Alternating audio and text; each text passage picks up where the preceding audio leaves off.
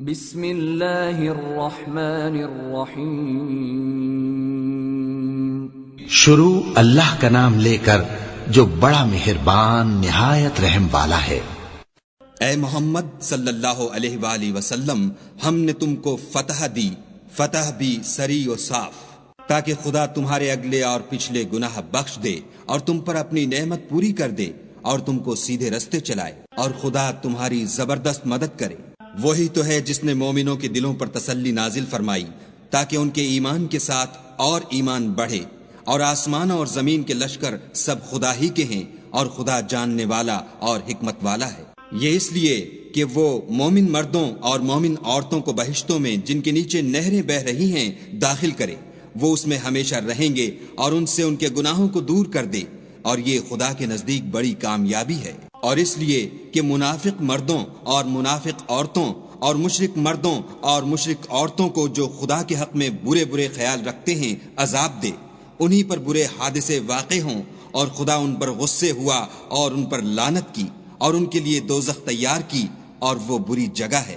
اور آسمانوں اور زمین کے لشکر خدا ہی کے ہیں، اور خدا غالب اور حکمت والا ہے۔ اور ہم نے اے محمد صلی اللہ علیہ وآلہ وسلم تم کو حق ظاہر کرنے والا اور خوشخبری سنانے والا اور خوف دلانے والا بنا کر بھیجا ہے، تاکہ مسلمانوں تم لوگ خدا پر اور اس کے پیغمبر پر ایمان لاؤ اور اس کی مدد کرو اور اس کو بزرگ سمجھو، اور صبح و شام اس کی تسبیح کرتے رہو۔ جو لوگ تم سے بیعت کرتے ہیں وہ خدا سے بیعت کرتے ہیں، خدا کا ہاتھ ان کے ہاتھوں پر ہے۔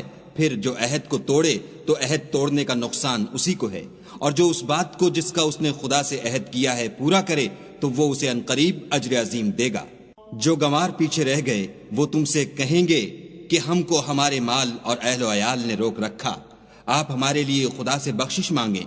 یہ لوگ اپنی زبان سے وہ بات کہتے ہیں جو ان کے دل میں نہیں ہے۔ کہہ دو کہ اگر خدا تم لوگوں کو نقصان پہنچانا چاہے یا تمہیں فائدہ پہنچانے کا ارادہ فرمائے تو کون ہے جو اس کے سامنے تمہارے لیے کسی بات کا کچھ اختیار رکھے؟ کوئی نہیں، بلکہ جو کچھ تم کرتے ہو خدا اس سے واقف ہے۔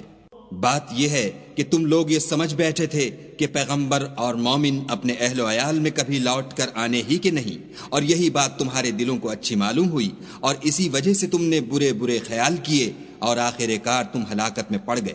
اور جو شخص خدا پر اور اس کے پیغمبر پر ایمان نہ لائے تو ہم نے ایسے کافروں کے لیے آگ تیار کر رکھی ہے۔ اور آسمانوں اور زمین کی بادشاہی خدا ہی کی ہے، وہ جسے چاہے بخشے اور جسے چاہے سزا دے، اور خدا بخشنے والا مہربان ہے۔ جب تم لوگ غنیمتیں لینے چلو گے تو جو لوگ پیچھے رہ گئے تھے وہ کہیں گے ہمیں بھی اجازت دیجیے کہ آپ کے ساتھ چلیں۔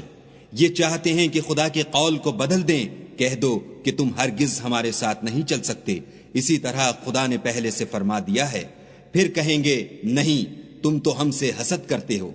بات یہ ہے کہ یہ لوگ سمجھتے ہی نہیں مگر بہت کم۔ جو گنوار پیچھے رہ گئے تھے ان سے کہہ دو کہ تم جلد ایک سخت جنگجو قوم کے ساتھ لڑائی کے لیے بلائے جاؤ گے، ان سے تم یا تو جنگ کرتے رہو گے یا وہ اسلام لے آئیں گے۔ اگر تم حکم مانو گے تو خدا تم کو اچھا بدلہ دے گا، اور اگر منہ پھیر لو گے جیسے پہلی دفعہ پھیرا تھا تو وہ تم کو بری تکلیف کی سزا دے گا۔ نہ تو اندھے پر گناہ ہے کہ سفر جنگ سے پیچھے رہ جائے، اور نہ لنگڑے پر گناہ ہے اور نہ بیمار پر گناہ ہے۔ اور جو شخص خدا اور اس کے پیغمبر کے فرمان پر چلے گا خدا اس کو بہشتوں میں داخل کرے گا جن کے تلے نہریں بہہ رہی ہیں، اور جو روگردانی کرے گا اسے برے دکھ کی سزا دے گا۔ اے پیغمبر صلی اللہ علیہ وآلہ وسلم، جب مومن تم سے درخت کے نیچے بیعت کر رہے تھے تو خدا ان سے خوش ہوا، اور جو صدق و خلوص ان کے دلوں میں تھا وہ اس نے معلوم کر لیا تو ان پر تسلی نازل فرمائی اور انہیں جلد فتح عنایت کی اور بہت سی غنیمتیں جو انہوں نے حاصل کی، اور خدا غالب حکمت والا ہے۔ خدا نے تم سے بہت سی غنیمتوں کا وعدہ فرمایا ہے کہ تم ان کو حاصل کرو گے، سو اس نے غنیمت کی تمہارے لیے جلدی فرمائی اور لوگوں کے ہاتھ تم سے روک دیے۔ غرض یہ تھی کہ یہ مومنوں کے لیے خدا کی قدرت کا نمونہ ہے اور وہ تم کو سیدھے رستے پر چلائے، اور غنیمتیں دیں جن پر تم قدرت نہیں رکھتے تھے، اور وہ خدا ہی کی قدرت میں تھیں، اور خدا ہر چیز پر قادر ہے۔ اور اگر تم سے کافر لڑتے تو پیٹھ پھیر کر بھاگ جاتے، پھر کسی کو دوست نہ پاتے اور نہ مددگار۔ یہی خدا کی عادت ہے جو پہلے سے چلی آتی ہے، اور تم خدا کی عادت کبھی بدلتی نہ دیکھو گے۔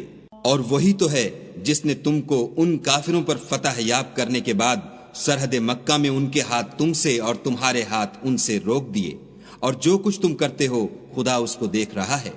یہ وہی لوگ ہیں جنہوں نے کفر کیا اور تم کو مسجد حرام سے روک دیا اور قربانیوں کو بھی کہ اپنی جگہ پہنچنے سے رکی رہیں، اور اگر ایسے مسلمان مرد اور مسلمان عورتیں نہ ہوتیں جن کو تم جانتے نہ تھے کہ اگر تم ان کو پامال کر دیتے تو تم کو ان کی طرف سے بے خبری میں نقصان پہنچ جاتا، تو بھی تمہارے ہاتھ سے فتح ہو جاتی، مگر تاخیر اس لیے ہوئی کہ خدا اپنی رحمت میں جس کو چاہے داخل کر لے، اور اگر دونوں فریق الگ الگ ہو جاتے تو جو ان میں کافر تھے ان کو ہم دکھ دینے والا عذاب دیتے۔ جب کافروں نے اپنے دلوں میں ضد کی اور ضد بھی جاہلیت کی تو خدا نے اپنے پیغمبر اور مومنوں پر اپنی طرف سے تسکین نازل فرمائی اور ان کو پرہیزگاری کی بات پر قائم رکھا، اور وہ اسی کے مستحق اور اہل تھے، اور خدا ہر چیز سے خبردار ہے۔ بے شک خدا نے اپنے پیغمبر کو سچا اور صحیح خواب دکھایا کہ تم خدا نے چاہا تو مسجد حرام میں اپنے سر منڈوا کر اور اپنے بال کتروا کر امن و امان سے داخل ہوگے، اور کسی طرح کا خوف نہ کرو گے۔ جو بات تم نہیں جانتے تھے اس کو معلوم تھی، سو اس نے اس سے پہلے ہی جلد فتح کرا دی۔